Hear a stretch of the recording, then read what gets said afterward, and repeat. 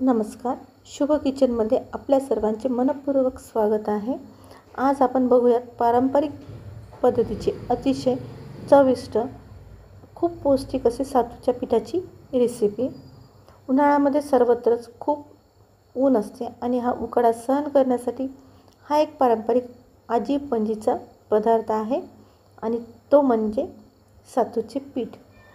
सकाळी नाश्त्यासाठी उपाशीपोटी जर तुम्ही हे सातूचे पीठ खाल्लं तर पोटाला छान गारवा मिळतो आणि दिवसभर मस्त एनर्जीदायी वाटते. तर आज आपण सातूच्या पिठाची रेसिपी बघूयात. सातूचे पीठ कोणी आणि कसं खावं हे देखील मी तुम्हाला आज सांगणार आहे. चला तर मग व्हिडिओला सुरुवात करूया. सातूच्या पिठासाठी मी 1 किलो गहू छान स्वच्छ निसून गाळून घेतलेले आहे आणि थोडेसे चांगल्या क्वालिटीचे गहू घ्यायचे आहे म्हणजे पीठ छान उतरेल आणि चविष्ट पण लागेल. बघा, गहू धुवून घ्यायचे छान स्वच्छ 1-2 पाण्याने छान मिक्स करून हाताने धुवून घेतलेले आहे. बघा, असं छान काळं असं पाणी निघालेलं आहे याच्यामधलं, तरी टाकून द्यायचं आहे आणि 2 पाण्याने धुत आहे. बघा, दुसरं पण पाणी टाकून घेतलेलं आहे आणि आता एक चाळणी घ्यायची आणि यामध्ये गहू उपसून टाकून द्यायचे म्हणजे हाताने झारून घ्यायचे आणि चाळणीवर निथळायला ठेवायचे.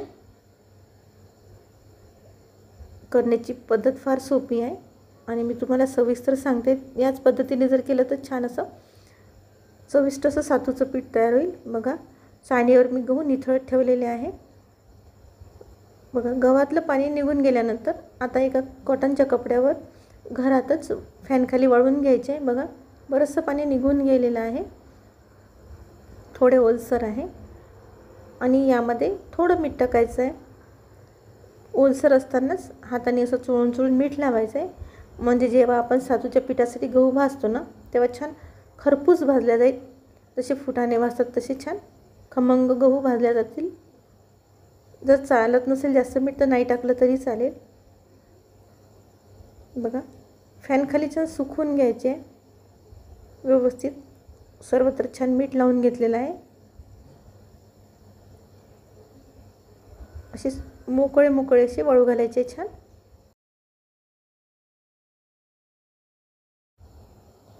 फॅनखाली 1 ते 2 तासामध्ये छान खमंग असे वाळून जातात.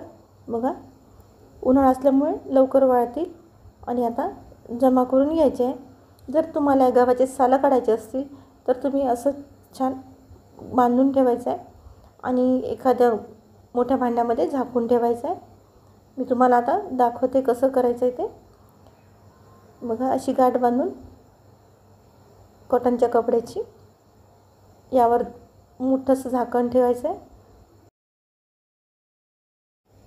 आता मी गव्हाचे साल काढणार नाही त्यामुळे मी डायरेक्ट गहू तुम्हाला भाजताना दाखवते, कारण यामध्ये भरपूर फायबर असते सालामध्ये गव्हाच्या, म्हणून मी डायरेक्ट भाजायला घेते. बघा, गहू छान वाळलेले आहे आणि मी थोडे थोडे घेते. 1-1 वाटी असे भाजून घ्यायचे. एकदम जास्त घेतले तर भाजायला वेळ पण लागेल आणि व्यवस्थित भाजल्या पण जाणार नाही.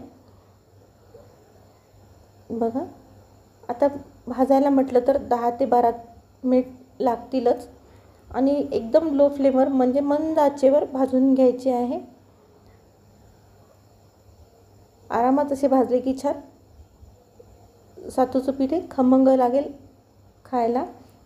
जर तुम्ही गॅसचा पॉवर वाढवून पटकन असे भाजायला गेलात तर ते गहू जळून जातील आणि बिलकुल चांगले लागणार नाही चवीला आणि त्याच्यातले जे विटॅमिन्स आहे ते पण पाहिजे तसं मिळणार नाही.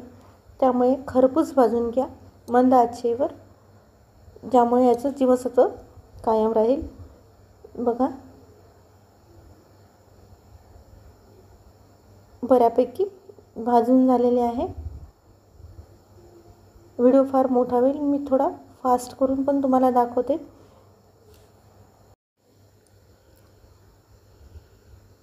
आणि आता गहू भाजले की नाही हे कसं समजायचं, सातूसाठी कसे गहू भाजावे आणि कितपत भाजावे मी तुम्हाला सांगते. आता बघा, 10 ते 12 मिनिट झालेले आहे. याच्यातलं मी एक दाणा काढून बघते आणि कलर पण बघा खूप सारा फरक दिसतो कच्च्या गव्हामध्ये आणि भाजलेल्या गव्हामध्ये. आणि एक दाणा थोडं थंड करून दाताखाली चावून बघायचं आहे. आणि बघा फुटाण्यासारखे असे तडतड उडत आहेत गहू, त्यामुळे व्यवस्थित भाजल्या गेलेले बघा तुम्ही बघू शकता. असे छान खमंग भाजायचे आहे. आणि दाताखाली जर पटकन दाणा असा खमंग लागत असेल चावल्यानंतर तर गहू झाले असे समजायचे. मी 2 ते 3 वेळा चेक केला आहे बघा. गव्हामध्ये फरक पण तुम्हाला जाणवेल. हे आधीचे कच्चे गहू आणि हे भाजलेले गहू दोन्हीमध्ये फारसा फरक दिसतो. आणि आता हे झालेले आहे बघा तुम्ही बघू शकता. मस्तपैकी कलर पण आलेला आहे, खमंग वास पण येतोय. आणि आता मी एका ताटामध्ये काढून घेते.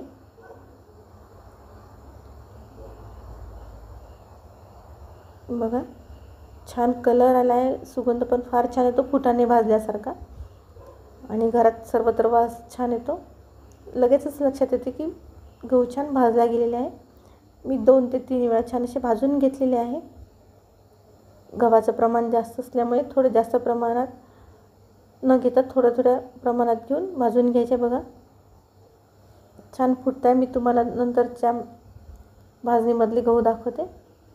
बघा असे आता मी सर्व गहू भाजून घेतले आहे. आणि आता यामध्ये टाकायचं आहे अर्धा किलो डाळवा किंवा फुटाणे टाकले तरी चालेल. बघा मी अर्धा किलो डाळवा घेतलेला आहे, मार्केटमध्ये सहज मिळतो. आणि आता याला भाजून घ्यायचे आहे. भाजलेलाच असतो पण एकदा 2 ते 3 मिनिट परतून घ्यायचा आहे, म्हणजे छान खमंग होईल आणि याच्यातला वातुळपणा पण निघून जाईल. जास्त वेळ नाही भाजायचा आहे, 2 ते 3च मिनिट भाजून घ्यायचा आहे. आणि 1 किलो गव्हाला अर्धा किलो डाळवा परफेक्ट मोजमाप आहे हे. बघा छान भाजून झाला आहे. फक्त 2च मिनटं भाजून घेतलं आहे. आणि मी थंड झालेल्या गव्हामध्ये टाकून घेत आहे. सर्व छान थंड होऊ द्यायचं आहे. बघा फॅनखाली थंड करून घ्यायचं आहे. आता यामध्ये टाकायसाठी आपल्याला घ्यायचं आहे जिरं. आवडत असेल तर टाकायचं आहे. बघा मी 1 चम्मच जिरं घेतलेलं आहे. तुम्ही प्रमाण कमी जास्त करू शकता. बस थोडंसं परतून घ्यायचं आहे आणि केलेल्या भाजणीमध्ये टाकून घ्यायचं आहे.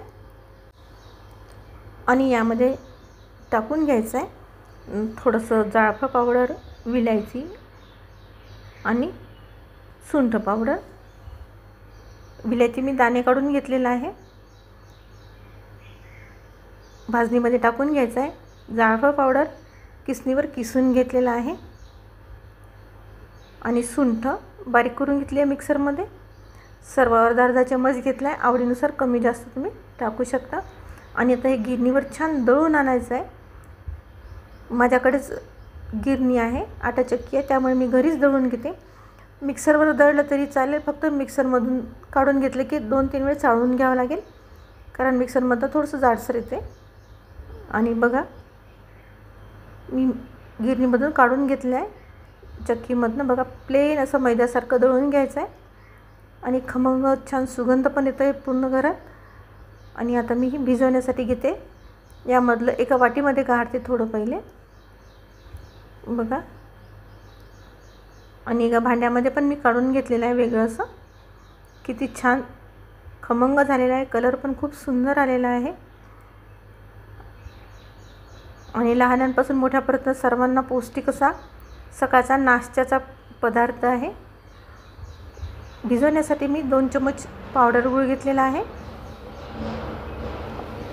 साधा गूळ असेल तर तुम्ही किसून घ्या. आणि यामध्ये थोडं पाणी टाकते. आवडीनुसार गोड किंवा फिक्कं करायचं आहे, जसं पाहिजे तसं.